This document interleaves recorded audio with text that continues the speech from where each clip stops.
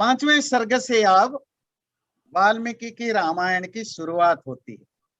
शुरुआत होती है अयोध्या नगरी से। अयोध्या नगरी कैसी है, क्या है, इससे चर्चा होती है। हम कुछ श्लोक भी लेंगे और कुछ चर्चा भी करेंगे। सर्वा पूर्वमियं येषां मासीत् कृत्स्ना वसुंधरा प्रजापतिमुपादाय नृपाणां जयशालिनां येषां ससगरो नाम सागरो येन खानितः षष्टिपुत्र सहस्राणि यं यान्तं पर्यवारयन् इक्ष्वाकुणामिदं तेषां राज्ञां वंशे महात्मनां महदुत्पन्नमाख्यानं रामायणमिति श्रुतम्। वाल्मीकि रामायण शुरू करते हैं, राम का चरित्र लिखेंगे, पर ये तो बताएंगे राम कौन से खानदान के हैं। राम उस खानदान से है जिस खानदान में इक्ष्वाकु राजा हुआ, one of the greatest king. और राम उस खानदान में भी पैदा हुए जहां सगर पैदा हुआ। जिस वंश में इक्ष्वाकु पैदा हुए, जिस वंश में रघु पैदा हुआ, जिस वंश में सगर पैदा हुआ, उसी वंश में दशरथ नामक एक राजा था। तदितं वर्तयिष्यामि सर्वं निखिलमादित धर्म कामार्थ सहितं श्रोतव्यम अनसूयया। मैं उस वंश में पैदा हुए राम के चरित्र लिखने जा रहा हूं। मैं उस राम चरित्र में जो धर्म है, जो काम है, जो अर्थ है, धर्म समझते हैं ना, जो राइटस थिंग्स है, जो काम है, वैदिक परंपरा में जो 4 बेसिक एस्पिरेशंस है, धर्मार्थ काम मोक्ष, उनमें से जो धर्म, अर्थ और काम, इन तीनों के सहित मैं राम के चरित्र को लिखूंगा। और आप लोग इस रामायण को ध्यान से सुनना, अनसूया, बिना किसी प्रीजुडियस, बिना किसी पूर्वाग्रह के, बिना किसी अच्छा या बुरा पहले से माइंड मेकअप करके इस रामायण को न पढ़ना। पढ़ोगे तो धर्म, काम, अर्थ आपको लाभ होगा। कौसलो नाम मुदित स्फीतो जनपदो महान निविष्ट सरयू तीरे प्रभूत धन धान्यवान अयोध्या नाम नगरी तत्रासि लोक विश्रुता मनुना मानवेंद्रेण या पुरी निर्मिता स्वयं। कौशल नामक एक राज्य था, आपको पता है ना? अच्छा बताइए, आप में से कितनों को पता है राम कहाँ के राजा थे? कौशल राज्य के थे। कौशल राज्य। अयोध्या तो कैपिटल था। आप थोड़े ही कहेंगे जो बाइडेन है वो वाशिंगटन के राष्ट्रपति, वाशिंगटन में रहते हैं, अमेरिका के राष्ट्रपति। मोदी दिल्ली का प्रधानमंत्री नहीं, भारत का प्रधानमंत्री। दिल्ली राजधानी है। तो राम अयोध्या के राजा नहीं थे। अयोध्या राजधानी थी, अयोध्या में रहते थे। राज्य तो कौशल था, है ना? कौशलो नाम। अब कैसा राज्य था? बड़ा प्रसन्न राज्य था जी। प्रसन्न राज्य मतलब हर कोई खुश था। प्रभुता धन धान्यवान, बहुत धन धान्य सब कुछ भरा हुआ था। धन कहते हैं वेल्थ, धान्य कहते हैं ग्रेन। ये 2 चीजें चाहिए ना, वेल्थ और ग्रेन। अयोध्या नाम नगरी तत्रासि लोक विश्रुता। और वहां पर एक नगरी थी, एक सिटी थी, कैपिटल थी, जिसका नाम है अयोध्या। मानो खुद मनुष्यों का सबसे पहला राजा मनु महाराज। आपको पता है ना, हमारे पौराणिक कथानक आख्यायिकाओं के अनुसार मनु जो है वो मानव समाज का पहला राजा है। व्यक्ति भी पहला है, राजा भी। इसीलिए मनु से मानव, मनुष्य, मैन, ह्यूमन, ये जितने ह्यूमन बीइंग से रिलेटेड जितने शब्द अलग अलग भाषाओं में आया वो मनु से आया। Manu is the first. और ऐसा हमारे पौराणिक ट्रेडिशन में माना जाता है, Manu was the first king, है ना? शायता दश च द्वे च योजनानि महापुरी श्रीमती त्रीणि विस्तीर्णा सुविभक्त महापथा। वो जो श्रीमती अयोध्या, श्रीमती का क्या अर्थ है बाद में बताएंगे। वो जो श्रीमती अयोध्या, उसकी लंबाई चौड़ाई कितनी थी? 10 च द्वे च, 12 योजन की थी। और वो बहुत ही ऑर्गेनाइज्ड वे में डिवाइडेड हुई थी। डिवाइडेड समझते हैं, 3-3 माइल का में वो डिवाइडेड थी। इसमें 2 चीजें ध्यान रखना, श्रीमती। अब क्या है कि आप हिंदी में किसी को बोलो श्रीमती तो समझेंगे मिसेस, तो शादीशुदा कोई मैरिड लेडी है। पर संस्कृत में श्रीमती का मतलब मैरिड अनमैरिड से कोई लेन देन नहीं, श्रीमान का मैरिड से कोई लेन देन नहीं। कोई कुंवारी 2 साल की लड़की भी श्रीमती हो सकती है, और 50 साल की शादीशुदा है तो भी, ना भी है तो भी। यहाँ श्री का मतलब होता है, श्री का बहुत सारे अर्थ हैं, शोभा, ब्यूटी, प्रॉस्पेरिटी, स्प्लेंडिड, प्रकाश, तो बहुत सारे अर्थ होते हैं। यहाँ अयोध्या के साथ श्रीमती जोड़ा, मतलब अयोध्या थोड़े ही कोई लेडी है, नहीं, मतलब खूबसूरत अयोध्या। 12 योजन तक, 12 योजन मेरे ख्याल से 6 माइल या कुछ होगा शायद, 6 माइल तक, 12 योजन तक फैली हुई थी। और वो इतना वेल स्ट्रक्चर्ड वे में डिवाइडेड थी। डिवाइडेड समझते हैं, ये जो रोड्स हुआ, जो जब बीच बीच में जब आप रोड्स निकालते हैं, उसको कॉलोनियां बनाते हैं, तो वेल डिवाइडेड थी वो। राजमार्गेण महता सुविभक्तेन शोभिता, मुक्त पुष्पावकीर्णेन जलसिक्तेन नित्यशः। ध्यान दीजिए, वाल्मीकि रामायण हजारों साल पुराना है। लोग कहते हैं टाउन मैनेजमेंट, टाउन प्लानिंग ये वेस्टर्न कल्चर का देन है, पर अगर आप मोहनजोदड़ो हड़प्पा का देखेंगे, जो जो देखेंगे, आपको पता चलेगा टाउन मैनेजमेंट इंडियन कॉन्टिनेंट में 10,000, 20,000, 50,000 पहले भी कितना कितना बढ़िया उनके आर्किटेक्चर था, टाउन आर्किटेक्चर था, टाउन प्लानिंग थी, वेल ऑर्गेनाइज्ड में सिटी बना हुआ था। मोहनजोदड़ो में भी आप देख सकते हैं, हड़प्पा में भी, जो अभी पाकिस्तान में पड़ता है।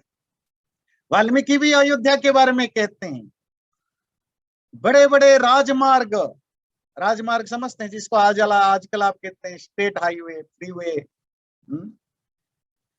चारों तरफ फूल घास वगैरह भरे हुए हैं, जहां रेगुलरली पानी दी जाती है। ये मेरा शब्द नहीं, वाल्मीकि को देखिएगा।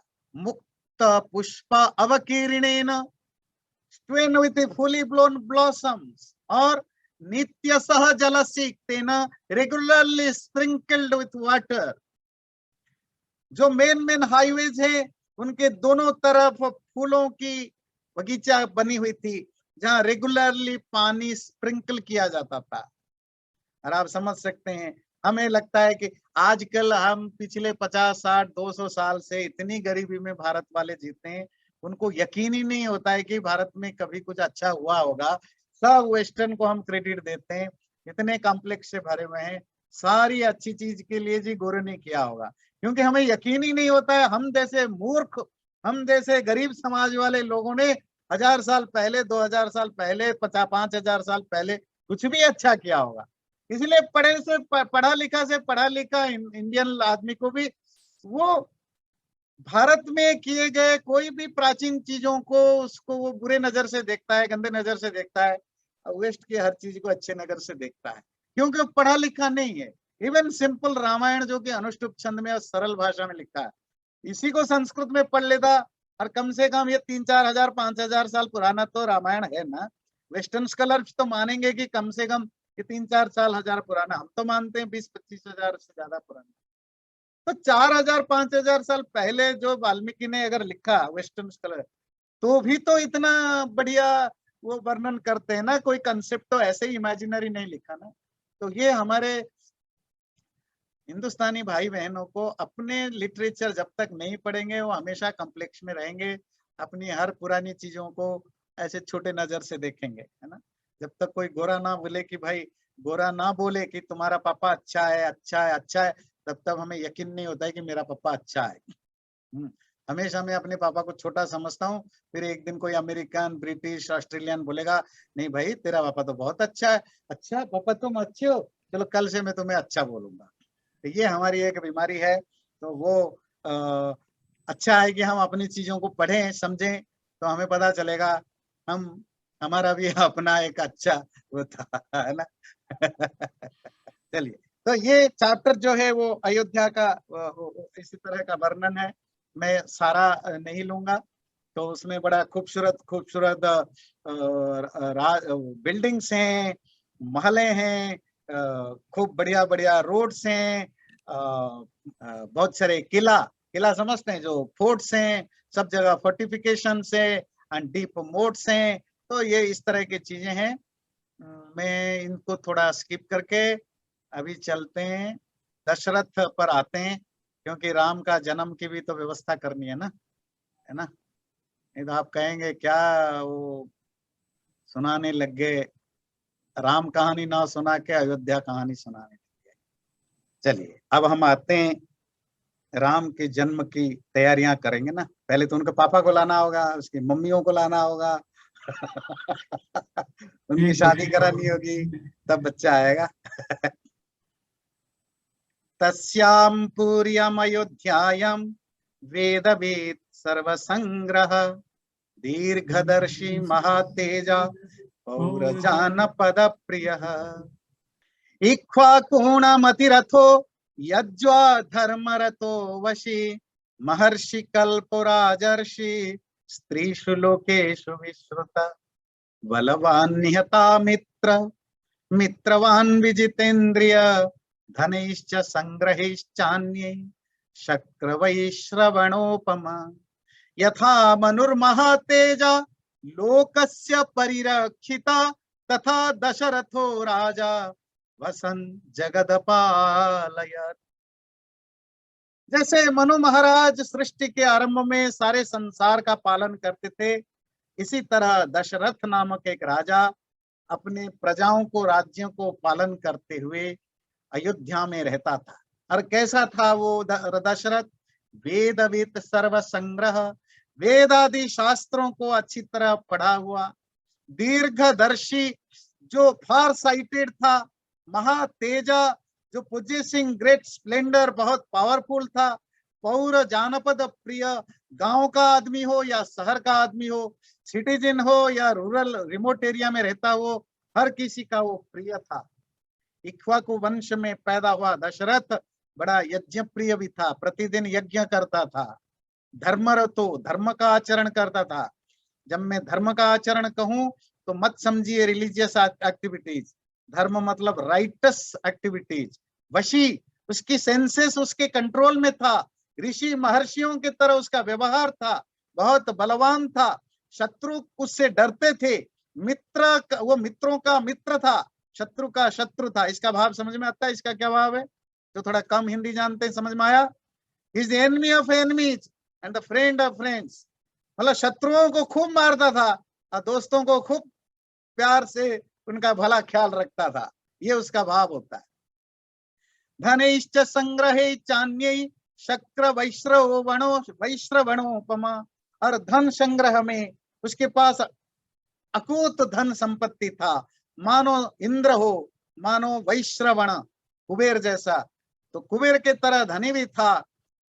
और ऐसा दशरथ राजा अपने राज्य का पालन करता था। तेन सत्याभिसंधेन त्रिवर्ग मनुतिष्ठता पालता स पुरी श्रेष्ठा इंद्रेणेव अमरावती। जैसे इंद्र अपनी अमरावती, स्वर्ग का दूसरा नाम है अमरावती, जैसे अमरावती को इंद्र पालता था, उसी तरह ये सत्याभिसंध अपने प्रॉमिस को फुलफिल करने वाला दशरथ लोगों का और खुद का धर्म अर्थ काम है ना, righteousness, attainment of riches and worldly prosperity and pleasure, ये तीन चीजों को खुद का और अपने जनता का पूरा करने में लगा रहता था।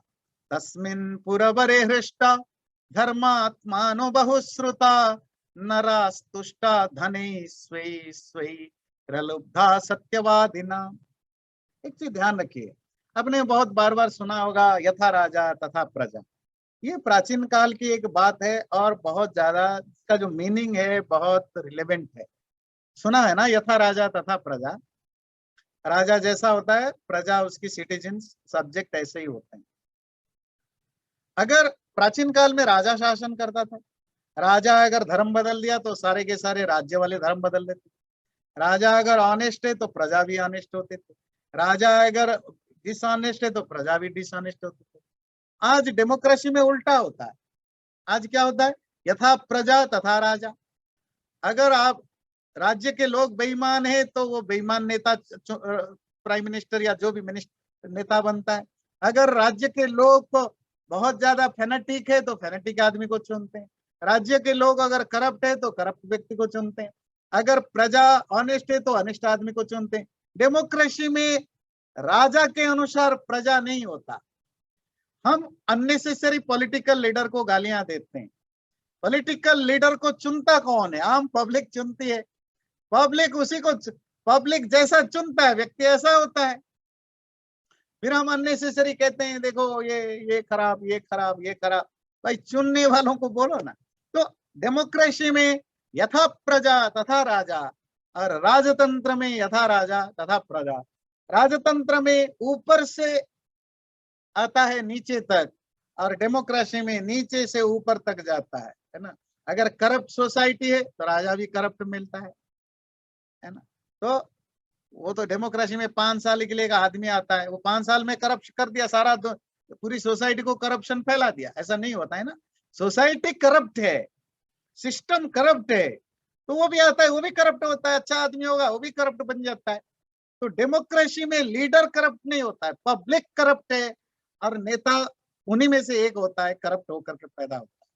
पब्लिक जब कहते हैं कि जरूरी नहीं कि सारे पब्लिक, मान लीजिए अब वो तो वोटिंग में होता है ना, 51% जिसको देंगे वो जीतेगा।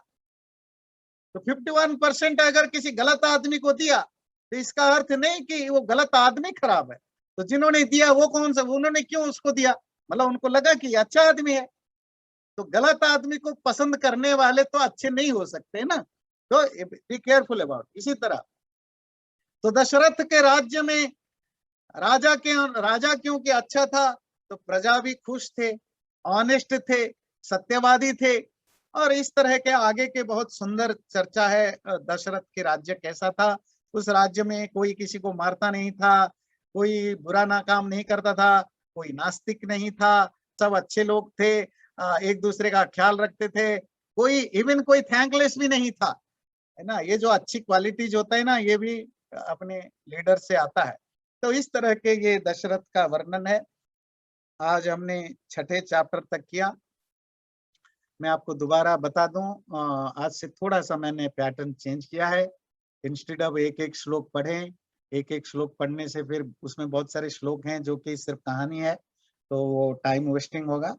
तो मैं बीच बीच में जो कहानी है वो सुनाता जाऊंगा, जिसमें बहुत कुछ ये नहीं है। जहाँ कुछ अच्छी चीजें हैं वो वहां मैं श्लोक को पाठ करूंगा। इससे थोड़ी हमारी स्पीड भी रहेगी और आपको अच्छा भी लगेगा। नहीं तो फिर वो हम थोड़ा ठहर जाते थे। कोई क्वेश्चन वगैरह हो तो थोड़ी बहुत हल्की फुल्की पूछ सकते हैं, फिर प्रार्थना करते हैं। सेन जी या अनम्यूट करके बोलिएगा। बड़ी बात बताई जो हम इंडियन डॉक्टर से बात कर रहे थे मॉर्निंग में,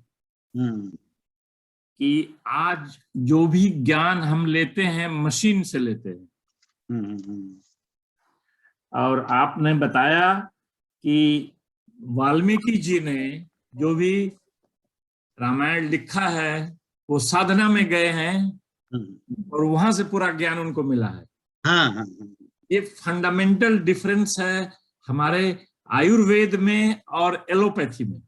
हाँ जी। एलोपैथी में सारी चीजें मशीन से आती हैं और आयुर्वेद में साधना के द्वारा। बिल्कुल। ये हम थोड़ा बताना चाहते थे कि it's a very strong point you have mention. जो एंशिएंट इंडियन जो भी साइंस, टेक्नोलॉजी, आर्किटेक्चर कुछ भी है, ज्योमेट्री, ये सब एक्सपीरियंस, एक्सपेरिमेंट से नहीं आया, वो सब योग साधना से आया है। ये डिफरेंट है जो वेस्टर्न स्टाइल और ईस्टर्न स्टाइल। कभी अच्छा आपने उस पॉइंट को उठाया, थैंक यू आचार्य जी। हाँ महेंद्र जी प्लीज। इसी आपने कहा योग साधना से सब किया। नारद जी ने स्टोरी सुनाई और उन्होंने फिर योग साधना से बाकी सारी रामायण लिखी। जो योग साधना से पूरी की पूरी जो जो भी हिस्ट्री उनको चाहिए था, जो नारद ने तो सिर्फ 5 मिनट की स्टोरी सुनाई, पर जो डिटेल में जो जानना था वो उन्होंने साधना से जाना। तो कोई रिसर्च नहीं हुई, मतलब कि वो अयोध्या नहीं गए? प्राचीन काल का रिसर्च यही था। कोई भी चीज जैसा पतंजलि का योग दर्शन, आज अगर कोई साइकोलॉजी पर रिसर्च कुछ लिखे तो वो रिसर्च करेगा, तो पतंजलि ने क्या रिसर्च करके लिखा? साधना करके ही जाना। पर यहाँ तो एग्जिस्टिंग एक राजा थे जो उसके अयोध्या में गए नहीं, उनसे बात नहीं करी, और बाकी सब ऐसे ही आ गया अपने। हाँ हाँ हाँ, वो देखिए उसको ऐसा समझिए, मान लीजिए महेंद्र जी लिखते, कपिल जी लिखते, महेश जी लिखते, देवेंद्र जी लिखते, तो वो जाते रिसर्च करते, पता करके लाते। और देखो क्या आता है ना, अगर आपके पास वीडियो कॉन्फ्रेंसिंग का ऑप्शन है क्लास ज्वाइन करने का, क्यों आप ड्राइव करके 10 माइल जाओगे, 10 माइल आओगे? अगर नहीं है तो अलग बात है, आपको आना पड़ेगा।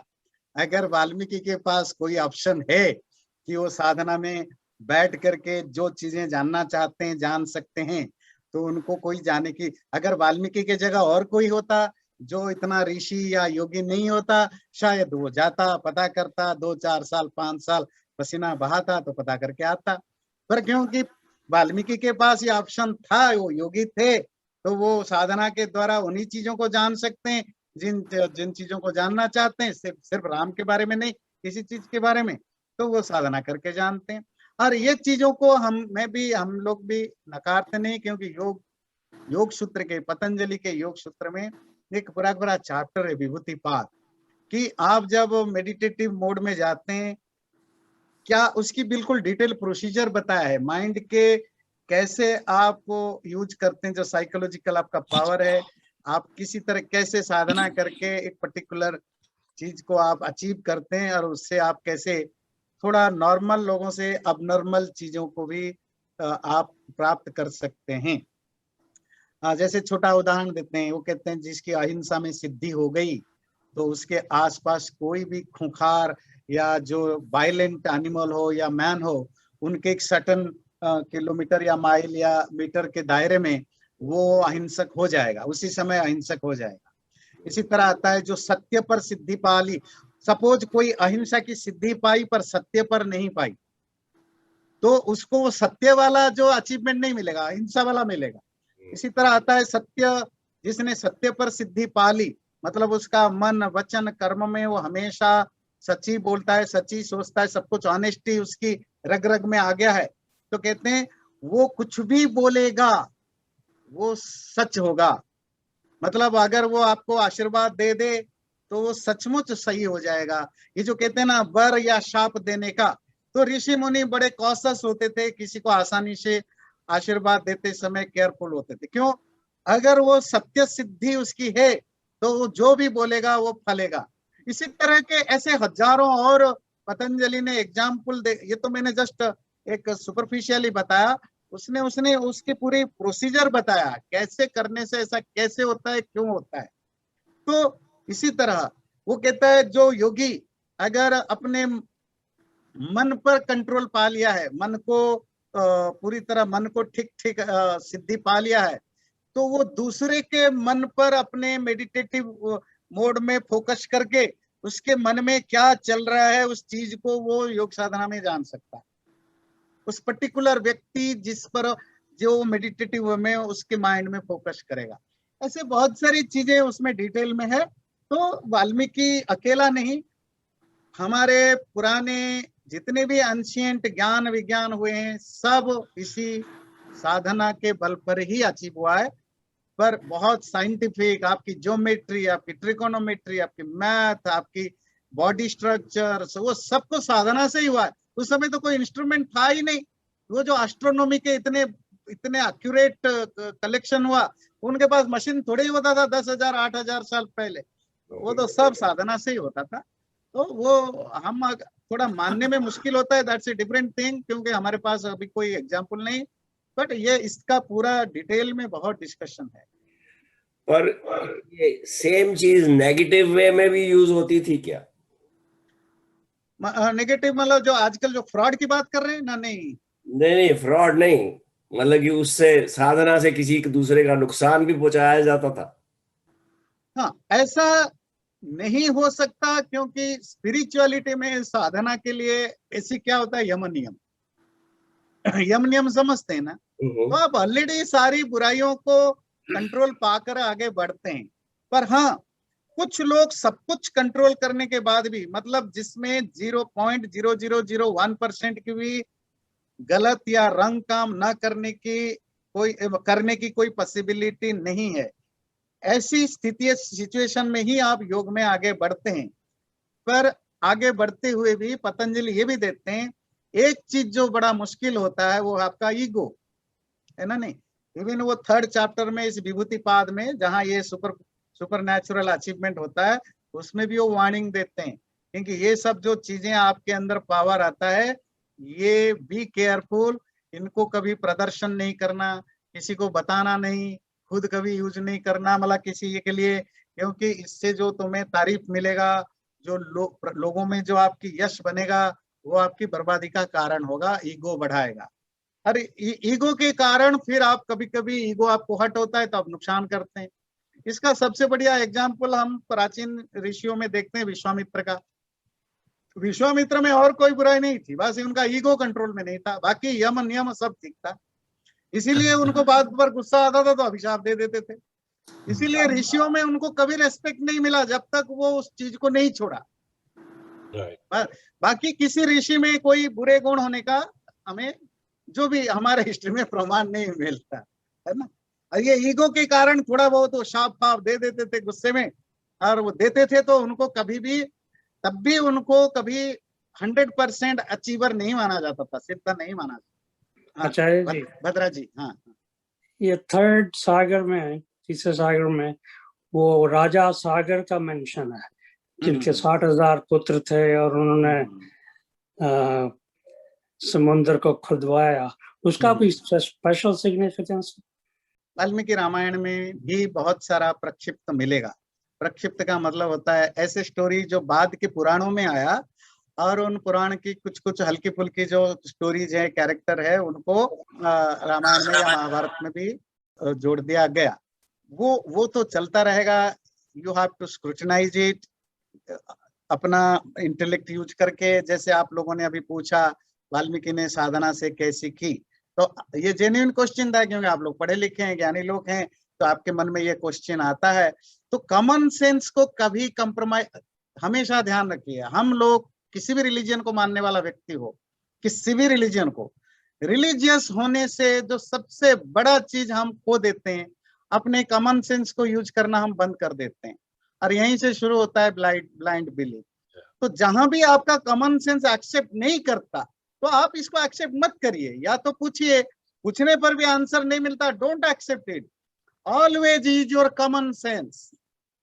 If your common sense doesn't allow it, don't believe, बस कहानी के रूप में लीजिए। और ये मेरा वचन नहीं है, मैंने आपको दर्जनों बार हमने डिस्कस किया है, हमारे धर्मशास्त्र में आता है, कोई भी धार्मिक चीज को जानने की 4 तरीका है। श्रुति स्मृति सदाचार स्वस्य च प्रियमात्मनः। श्रुति वेद, स्मृति जो दूसरे लिटरेचर हैं, धर्मशास्त्र उपनिषद आदि, सदाचार जो बड़े बड़े ज्ञानी जैसे राम कृष्ण विश्वामित्र वशिष्ठ, जो बड़े बड़े ज्ञानी ऋषि महर्षि, इवन आज के जमाने में भी कोई भी बड़ा संत पुरुष हो, उनके जीवन चरित्र, ये तीनों अगर आपके पास अवेलेबल नहीं, या तब भी आपको समझ में नहीं आता है, स्वस्य च प्रियम, आपको क्या सही लग रहा है, that means your own common sense, your sixth sense. Don't under estimate your common sense, it's a very powerful tool. गरीब से गरीब, मूर्ख से मूर्ख आदमी भी इजीली बोल देगा ये गलत है, सही है, जिसको पढ़े लिखे आदमी नहीं बोल सकते। क्यों? कभी कभी पढ़ा लिखा आदमी कॉमन सेंस पर ताला लगा देता है, और कभी कभी इलिटरेट आदमी का भी खुला रहता है। सो क्योंकि हम कॉमन सेंस पर ताला लगाते हैं, इसीलिए कभी कभी हम पढ़े लिखे हो पर भी बहुत सारा ब्लाइंड बिलीफ में फंस जाते हैं। और ये हमारा शास्त्रों का वचन है, अपना कॉमन सेंस को हमेशा ओपन रखिए। जैसे आपने पूछा सागर के 60,000 बच्चे कैसे हो गए, समुद्र में गए, ठीक है, अगर ये माइथोलॉजिकल कहानी है तो है, क्वेश्चन पूछिए, अगर आंसर नहीं होगा कि डोंट बिलीव इट, तो जहां कॉमन सेंस, आज मैंने शुरू में भी बताया था, दो चीजें, एक तो वाल्मीकि रामायण की प्रक्षिप्तता, जो बाद में बहुत सारी चीजें ऐड हुए, जैसे बालकांड और उत्तराखंड। बालकांड में बहुत सारे टॉपिक प्रक्षिप्त हैं, ये पहले भी क्लियर था। उत्तराखंड पूरा का पूरा प्रक्षिप्त है, प्रक्षिप्त समझते हैं ना, लेटर एडेड। और बालकांड में बहुत सारे मैटर जो अभी बालकांड हम पढ़ रहे हैं वो प्रक्षिप्त है। उसके अलावा ये भी हमने डिस्कस किया था कि वाल्मीकि या व्यास, जो भी जिन्होंने भी महाभारत रामायण खास करके दोनों बुक की चर्चा कर रहे हैं, उन्होंने मेन टॉपिक के साथ काफी सारा लिबर्टी, वो जो एस्थेटिक लिबर्टी ली है उसको थोड़ा वो बताने के लिए, तो उसमें वो रहेगा, वो जो अतिशयोक्ति जिसको कहते हैं ना, अतिशयोक्ति समझते हैं, थोड़ा क्या कहते हैं, एक्स्ट्रा माइल जाके उसको थोड़ा बड़े चढ़े के बताना, वो उसमें रहेगा। पर ध्यान रखिए, हमारे परंपरा में महाभारत रामायण को हिस्ट्री माना गया है। अगर आप हिस्ट्री मान के पढ़ते हैं तो you have to be, you should and you have to use your common sense। क्या चीजें थोड़ा एक्स्ट्रा मसाले लगाए गए हैं और क्या चीजें उसमें से लिया जा सकता है, तो इट्स अप टू अस। तो किसी को लगता है नहीं नहीं वो सब कुछ सही है, दैट्स अप टू यू। किसी को लगता है नहीं ये वाला पार्ट लगता नहीं कि ये, पर ठीक है, हमें रस लेना है, बाकी चीजें जिसको जो है गन्ने का रस पिए, बाकी चीजें आपकी मर्जी। पुराण पढ़ने पड़ेंगे, पीछे स्टोरी क्या है उसके पीछे उसको। नहीं, अगर आपको सागर की स्टोरी सुनना है तो मैं अगले बार सुना दूंगा। वो तो गंगा की स्टोरी भी है, गंगा जो वो लाए, सागर जो गंगा लाए, वो तो स्टोरी सुना देंगे, वो तो नो प्रॉब्लम। भगीरथ, सागर परिवार में फिर वो भगीरथ आए, वो तो स्टोरी आपको सुना देंगे। पर वो स्टोरी देखिए, always remember to discriminate the historical part and the mythological part. जब कॉमन लोग तो दोनों को मिक्स कर देते हैं, पर पढ़े लिखे लोग होने के कारण we have to use our common sense to discriminate which part is mythological, mythology and which part is history. उस अगर नहीं करेंगे क्या होगा पता है, हम तो क्योंकि बिलीवर है, हम तो कहेंगे सब ठीक है, पर जो क्वेश्चनर है वो आपकी हिस्ट्री को भी माइथोलॉजी बोल देता है। वो इसीलिए हिस्ट्री को माइथोलॉजी बोलता है क्योंकि हम ही अपने माइथोलॉजी को हिस्ट्री बोलने के लिए अड़े बैठे रहते हैं। जब तक तुम ये जिद्दी नहीं छोड़ोगे कि माइथोलॉजी को हिस्ट्री बोलना, तब तक जो दूसरा है तुम्हारे अपोनेंट है, वो तुम्हारे हिस्ट्री को भी माइथोलॉजी बोलेगा। So we have to be careful कि किसको हम हिस्ट्री के रूप में लें, किसको माइथोलॉजी के रूप में। Thank you. Thank you. Channel को सब्सक्राइब जरूर करें और वीडियो अच्छा लगे लाइक भी जरूर करें।